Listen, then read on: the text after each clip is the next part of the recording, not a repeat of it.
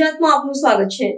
જિલ્લા ચૂંટણી નિરીક્ષકે મેહુલ પંડ્યાએ શહેર તાલુકા પંચાયત અને સેવા સદનની લીધી ઓચિંતી મુલાકાત। નગરપાલિકા, તાલુકા અને જિલ્લા પંચાયતની બેઠકો માટે 200 જેટલા ભરાયેલા ઉમેદવારી ફોર્મની ચકાસણી કરવામાં આવી રહી છે।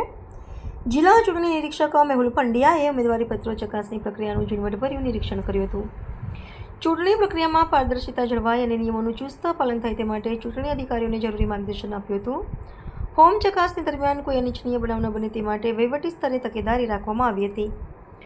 ચૂંટણી પ્રક્રિયા નિષ્પક્ષ અને શાંતિપૂર્ણ માહોલમાં સંપન્ન થાય તે માટે વહીવટી તંત્ર સજ્જ છે। ફોર્મ ચકાસણીને પગલે ઉમેદવારો અને સમર્થકોમાં ભારે ઉત્તેજના જોવા મળી।